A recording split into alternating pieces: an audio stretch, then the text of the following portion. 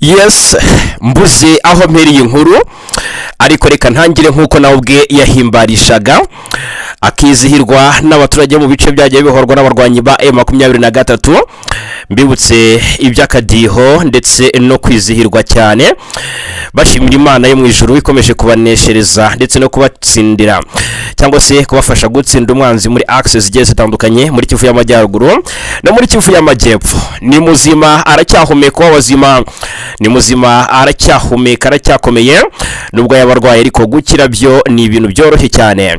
Imana yo mu ijuru yongere ihabwe icyubahiro. Nabo muri M23 bamaze kuba mu by'ukuri bumva inkuru nziza yuko Wiringoma yaba akiri muzima, turaje natwe ngo tugire icyo tubivugaho gatanu kuri gatanu kuri Twitter. Ibintu birahindutse nyuma yuko Wiringoma Lieutenant Colonel Wiringoma wari umuvugizi wa M23 bya gisirikare, umuvugizi wa M23 bya gisirikare abitswe kuva kuwa kabiri iki cyumweru, bikavugwa ko yishwe na drone z'igisirikare cya Kongo hariya muri teritwari ya Masisi mu bice bya Arubaya ubwo bari mu nama ikomeye cyane yagombaga gufatirwamo ingamba zikomeye zo kwagura ibice, gufata mu by'ukuri initiative yo gukora impinduramatwara. Wiringoma reka mubanze mwumva ko yahimbarishaga ubundi mbabwire inkuru nziza nserukanya kakanya. Niyo mpamvu kubana natwe kuri News Lab TV no kubakwire igihombo ku makuru ndetse no kunguka byinshi ukubimenye. Nge ndi Fagi Kayinamura, umva hanga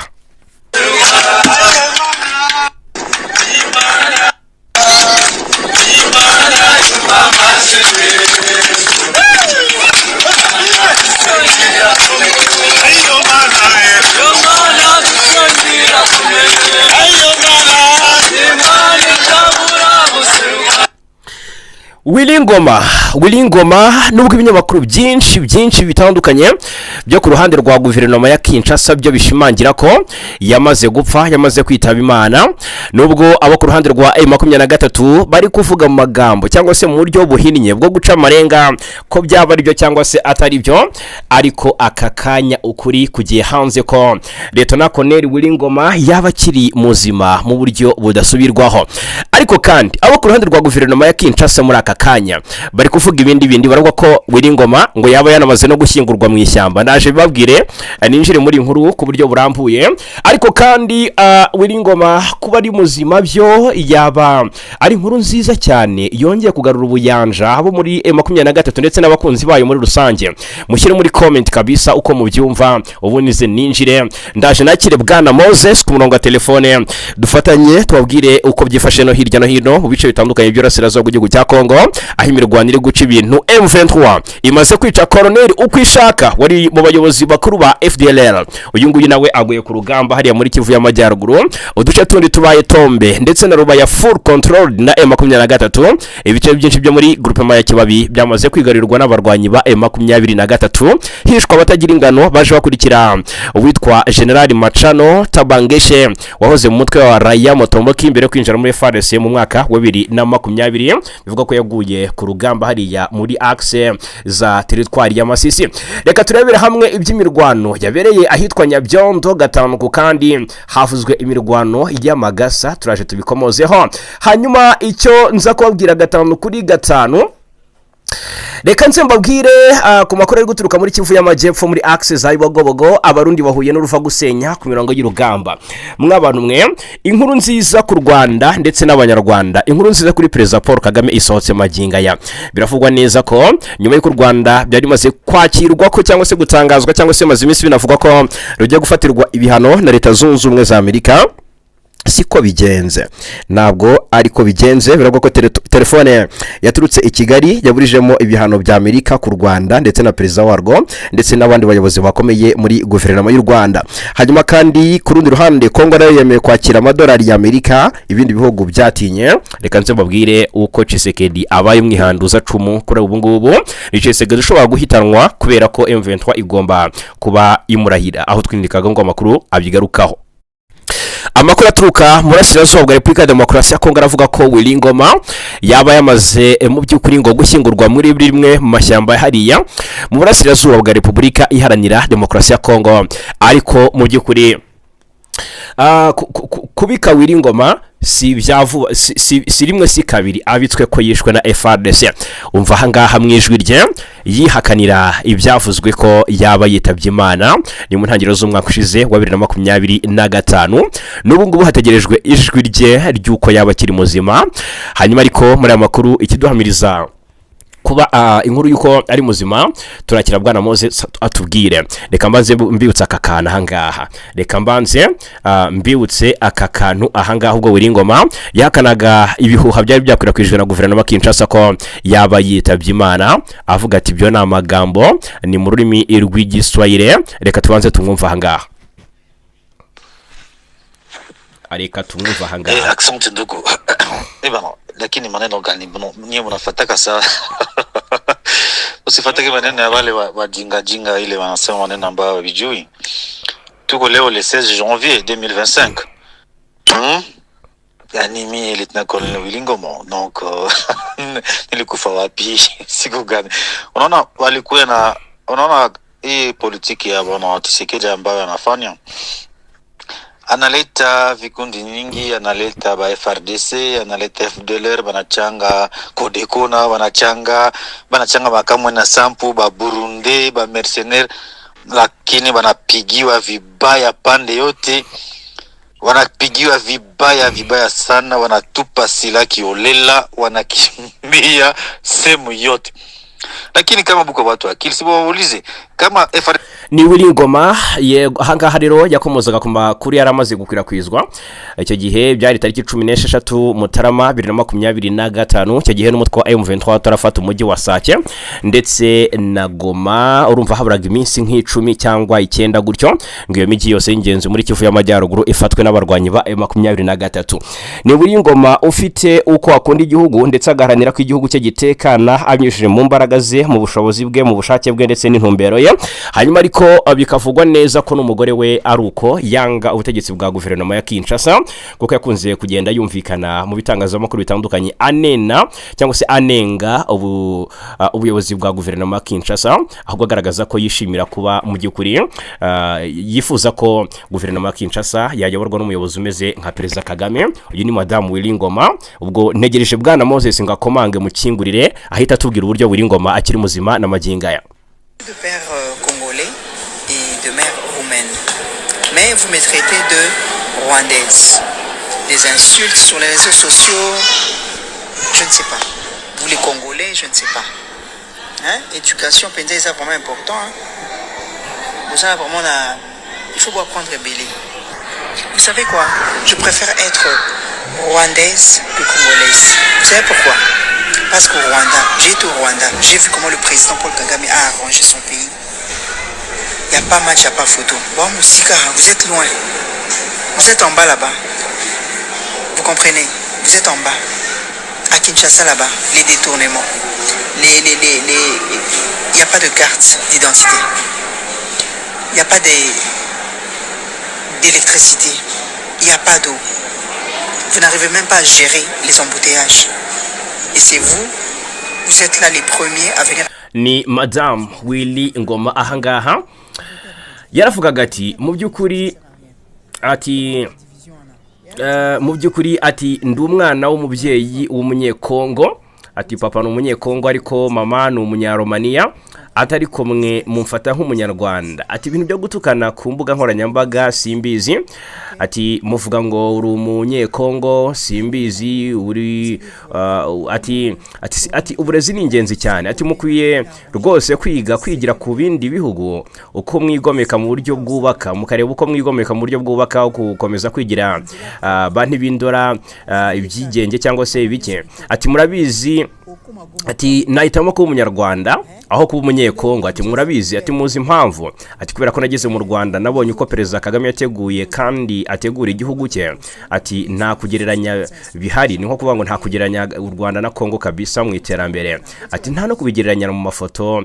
Ati muri inyuma cyane, muri hasi cyane. Ati murabyumva, ati muri hasi cyane. Ati Kinshasa nta ndangamuntu zihari, nta mashanyarazi ahagije, nta amazi ahagije, ntimushobora no gukemura ikibazo cy'imodoka ziba zuzuye mu mihanda ikizwi nka traffic jam. Atariko nimwe bambere mu gutuka abanyarwanda ku mbuga nkoranyambaga. Ati ndabasabye muhagarika amacakubiri. Ati nta cyamaze. Ati ntimuzi no gutandukanya ibintu neza mu buzima umuntu agomba kwiga. Ati ndabinginze basore namwe bakobwa muhagarike ayo magambo adafite umumaro. Sawa mujyi Goma muzarebe uko umuhuzabikorwa wa AFC M23 Corneille Nangaa yateguye umujyi wa Goma.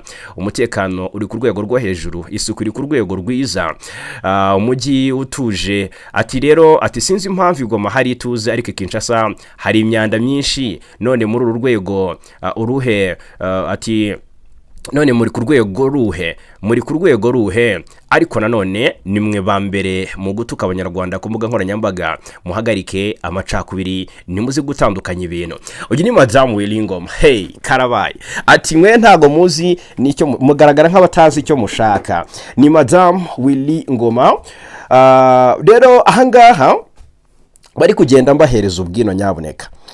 Reka ndebe ko nakira Bwana Moses atubwira uburyo Willy Ngoma akiri muzima.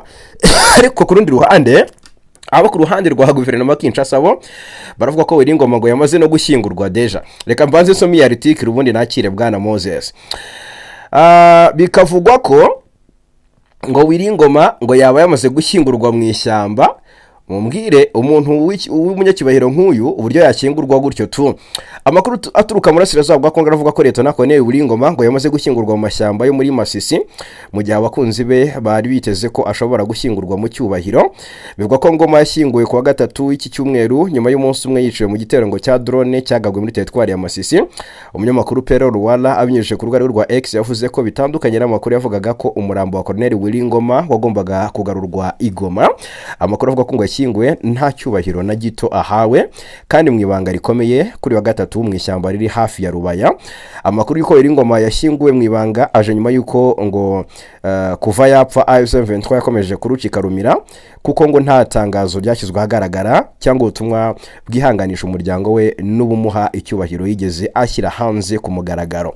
Aha ngaha ndagira ngo tubishingireho duhunzwe iyobera, tubwirwe niba kiriho cyangwa se yarapfuye, kuko M23 ntiratangaza ku mugaragaro ibyuko Willy Ngoma yaba yaritabye Imana. Icyo tucyumvikana ndetse tugisurinye cyangwa se tugiceho umurongo. Guverinoma Kinshasa y'ubwayo yabitangaje, yahise isibugo butumwa nta nakanya gaciyeho. Icyo nacyo tugiha agaciro, tucyubahe ndetse twibaza impamvu guverinoma Kinshasa yabitangaje igahita igira ite ibikura ku rubuga rwayo rwa X aho zari Twitter. Ikindi twakwibaza ariko nanone, umutwe wa M23 biciye muri Benjamin Mbonimpa ejo bundi tariki 26 hagaragajwe ko uyu mutwe wunamiye Lieutenant Colonel Willy Ngoma, kuko abinyujije kuri X Benjamin Mbonimpa yaravuze ati intwari ntizigera zipfa, ati nabakundwa bacu wari ofisiye w'intwari ndetse n'umunyarugwiro, tuzakomeza kukuzirikana mu mitima yacu, udusuhuriza intwari zacu dukunda n'abavandimwe bacu bari aho ngaho. Ubwo rero ahanga twaribaje se ko hariya Irubaya harashwe drone yarashe abantu benshi, ndetse bivugwa ko rwose iyi drone yahitanye abatagira ingano, biravuga ko bagera kuri 19 barimo na Willy Ngoma nyine, ubwo abaye atarimo baba ari 18 ariko arimo ni 19. Ese ntago kuko ntago yigeze baklarifyinga ngo bavuga uwo bunamiye. Benjamin Mbonimpa ntabwo yigeze avuga uwo bunamiye. Ese ntabwo byaba bivuze ko Wiringoma yaba akiri muzima ndetse ameze neza, bikaba bisobanuye ko mu by'ukuri bari kunamira abandi bagenzi be cyangwa se umwe muri bagenzi be utaratangajwe izina? Mbagana Moses, uranyumva neza? ndakumva neza cyane. Kagira inkuru, kagira imana, amata n'amafaranga. Serukana iyi nkuru rero y'ubuzima bwa Wiringoma. Ese ni muzima cyangwa yitabye Imana? Bimeze bite? Nahoze mbwira abantu iminota iratujyanye, ariko nahoze mbwira abantu ko ngiye kukwakira bikomeza kungora, duhunze iriyobera. Yes, no kuvuga ku kijyanye n'ubuzima bwa Wiringoma abantu benshi bakikomeje kugenda bibazaho cyane, nanjye nakomeje kugenda nkurikira, nangira ngo nakubwiye yuko ndi bugoye mu majwi y'abantu twagiye tuganira. Yego. Gusa nibyo ho kuraswa Wiringoma yarashwe, ariko ahantu barasiwe babakubise drone ikiza, ntago yabasanze ahantu hagaragara hari ikibaya, kuko bahise bajya mu rusengero ruri hafi n'ubundi mu Rubaya. Yego. Bakimara kujya muri urwo rusengero rero we n'abarinzi be, urumva drone yaciye hejuru irasa kwamwe, n'ubundi barasa bakarasa amazi akagwa, n'ubundi nabyo ni nako byagenze kuri urwo rusengero, bararurashe ruragwa, amabati n'igisenge biramanuka, n'ubundi bikubita hejuru, ndetse n'ibindi bintu urumva nyine barahasenye bikomeye. Yego. Ariko mu by'ukuri Wiringoma aho hantu bamukuye n'ubundi ari muzima, atari yapfa, ahubwo igihari yari yakomeretse kabisa mu buryo bugaragara. Nicyo kintu by'umwihariko cyagaragaraga cyane, ariko kuba ari muzima, ko yari muzima. Yahise ajyanwa mu bitaro rero kwitabwaho kugeza n'aya masaha.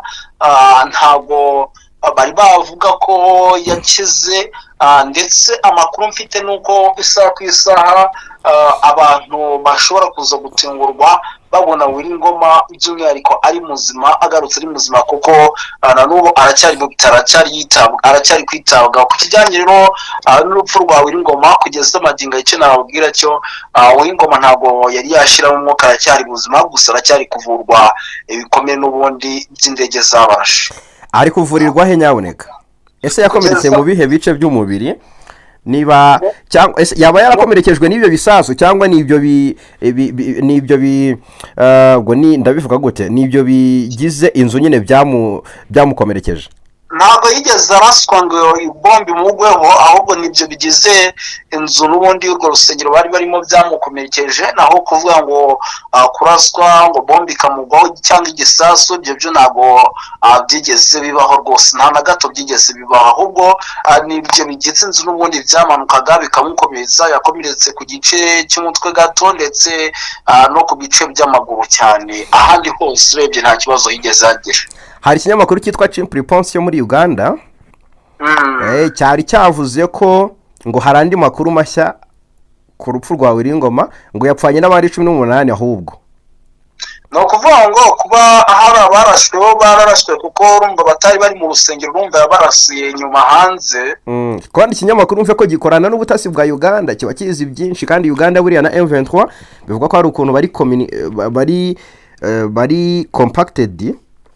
No kuvuga ngo kuba hari abapfuye byo kuba barapfuye, hari abapfuye kandi barahari n'ubundi baguye aho ngaho, kuko tubona urumva ntabwo yarashe ku rusengero gusa, kuko yarashe igice kinini n'ubundi bari barimo, kandi kuharasa urumva uko byagenda kose ntabwo bose ariko bari bari mu rusengero, n'ubundi hari abari bari inyuma no hanze bari gukora amapati bacunga n'umutekano.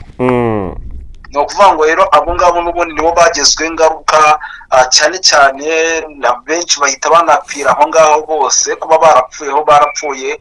Ariko ku kijyanye n'amakuru rwose kuri Ngoma we ntabwo yari yashiramo umwuka, aracyitabwaho.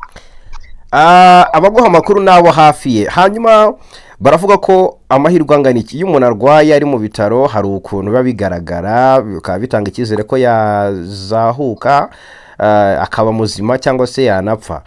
Yaba ariyo mpamvu yihishe nyuma yo kuba M23 itaratangaza ku mugaragaro urupfu rwa Wiringoma. Ejo twabonye Benjamin Mbonimpa, umunyamabanga uhoraho wa AFC M23, asa n'uca amarenga yuko hari umuyobozi wapfuye w'umwofisiye, urumva, ariko ntiyaklarifyinze ngo Wiringoma.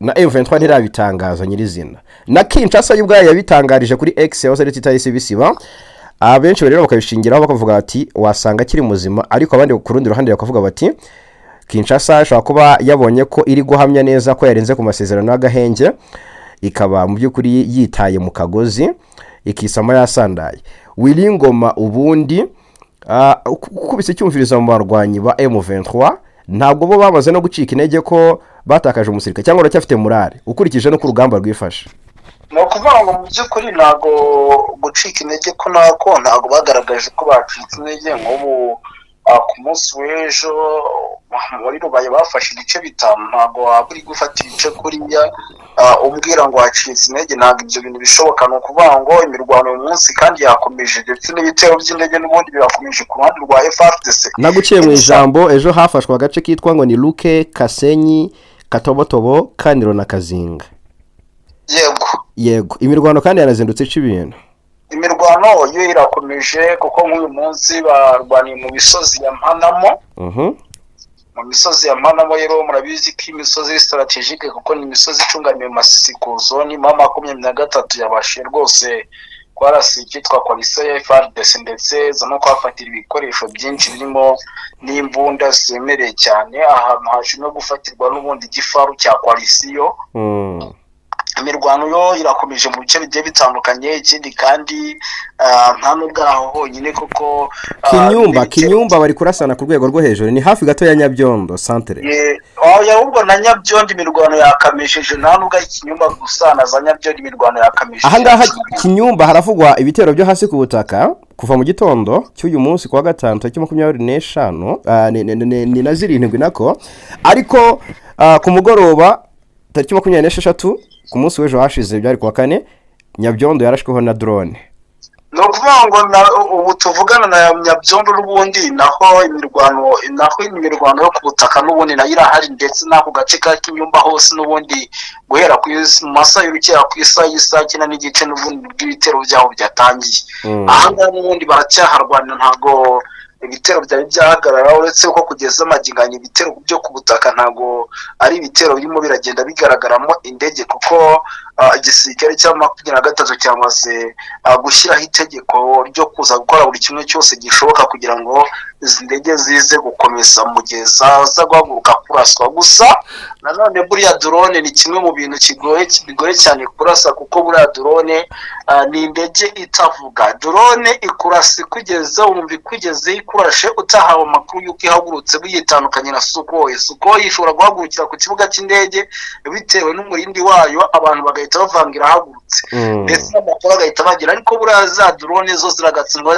n'Imana n'ibiragi iri kugeraho irasa nta nubwo umenye yuko irekuye bombe nibwo bimenye naho itarekuye bombe ntabwo bimenye urumva yuko rero biracyakomeje kugwana hano hagati ku mpande zombi n'ubundi hanyuma amakuru aturuka ku mirongo y'urugamba mu bice bindi bitandukanye hari iki muri Sodekivu hari iki bwana Moses kuko ibinyamakuru byanditse byibanda cyane ku makuru yo muri teritwari ya Masisi yes no kuvuga ngo ku kijyanye n'andi makuru haravugwa amakuru yuko yego hari nka data nakiri inkuru iyi nkuru ntago twayisimbuka nyabuneka umwe mu bayobozi ba Wazalendo ba FDLR bishwe na M23 yitwa Colonel Ukwishaka Nouvelle wari umwe mu bayobozi bakuru b'umutwe wa FDLR yarazwe ku izina rya Mwene Sikare ubwo si Mwene Sirakeda sinzi uko nabivuga yarasanzwe ashinzwe igenamigambi muri FDLR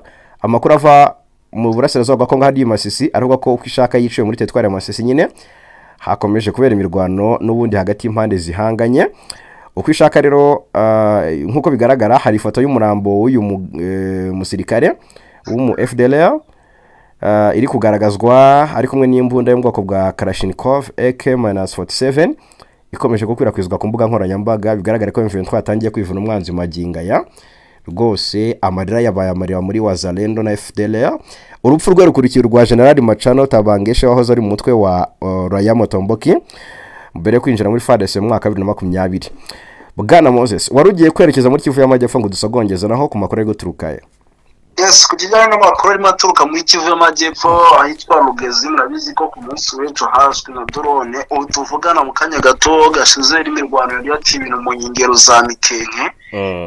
Ni Mikenke rero kugeza magingo ya n'ubundi FARDC mu bikomeye abarundi ndetse abagera kuri 21 bakaza gufatwa amatekwa, ariko bafashwe amatekwa n'ubundi bamanitse amaboko. Ndetse ahangaha haza gufatirwa n'imbunda imwe yo mu bwoko bwa Tweruje. Ubu tuvugana rero amakuru mfite nuko n'ubundi abasivile mu bice birimo imirwano barimo bagerageza guhunga, ariko n'ubundi isaha ku isaha n'ubundi imirwano ishobora kuza kurangira kuko intare zasanzwe zisa nkaho ibintu byose ziri kugenda zibishyira ku murongo. Yego, mu bibogobogo ku munsi w'ejo havuzwe amakuru y'uko hari ingabo z'u Burundi zari zimaze iminsi. Amakuru avuga ko abasirikare b'u Burundi rero bari baherereye muri ako gace ka Bibogobogo. Byabaye ngombwa ko ku munsi w'ejo bakavamo berekeza mu Minembwe ahavugwa imirwano ikomeye imaze iminsi habera. Bageze mu Minembwe rero ngo bamwe baguye muri ambushi, bagiye ngo ari 400. Bamwe ngo baguye muri ambushi ndetse abapfuye ni benshi nubwo umubare hano utatangajwe. Ubwo rero ngo bari bagiye gutanga umusada kuri FARDC na Wazalendo wo guhangana na twirwaneho na M23. Noneho hari utuye Bibogobogo ari kuvuga ati rwose twarabyutse dusanga ubu nta basirikare ba FDNB basigaye hariya mu Bibogobogo. Bose ngo bazamutse mu Minembwe. Birashoboka ko Minembwe ishaka kuza kuberamo intambara ikomeye, kandi muri intambara coalition iri kumwe n'abasirikare ba Angola nkuko amakuru abishimangira akakanya. Ni Angola, Tanzania ndetse n'abarundi na Malawi. Yego, ituze rero riracyari rike mu bice bya Kalingi, Bidegu, Kalongi, Gakenge ndetse na Rundu, aho abaturage bavuga ko ngo bagabweho ibitero byibasira imihana yabo ntibigeze bahumeka muri iki cyumweru gishize, ndetse n'iki turimo ibitero byakomeje kubagabwaho aveuglement, ndetse byagize ingaruka ku baturage. Ntitumenya ngo hapfuye bangahe, ariko mu by'ukuri birakomeye cyane. Kugeza ubu amakuru ava mu nzego zitandukanye avuga ko imirwano iri guhuza impande zombi yasize M23 na twirwaneho ngo bari kugenzura, afite intsinzi rwose ahitwa Bidegu ndetse na Rundu na Karingi, ndetse n'utundi duce turimo Mukoko ndetse na Nyaruhinga nibo bari kutugenzura. Bigaragare ko ibiri kuvuga kuri M23 bitari kuyica intege bwana Moses hano muri Fizi. Intsinzi ku ruhande rw'intare za Sarambwe niyo nkuru. Ntabwo biri kwica intege, kuko iyo baba biri kwica intege ntabwo bagakomeje kugenda bafata ibice, ahubwo nibwo bashyizemo ingufu zo kugira ngo bakomeze bereke Tshisekedi ko nta gahunda yo guhagarara. Yego. Urakoze cyane, reka ngushimire cyane. Nasezeranyije abantu bacu ko mbagezeho iby'inkuru yabaye nziza ku Rwanda ndetse na Perezida Kagame, ariko iracyakusanywa neza, turaza kuyibabwira mu makuru yacu ataha. Ubwo reka tubashimire cyane, ngushimire cyane kutwapudetinga nyaboneka, birabivyuya ntiba amaraso, birabaye amahirwe kuri M23 Wiringoma abe akiri muzima, yaba ari inkuru ihesha Imana icyubahiro ku ruhande rw'intare za Sarambwe. Murakoze cyane. Murakoze cyane.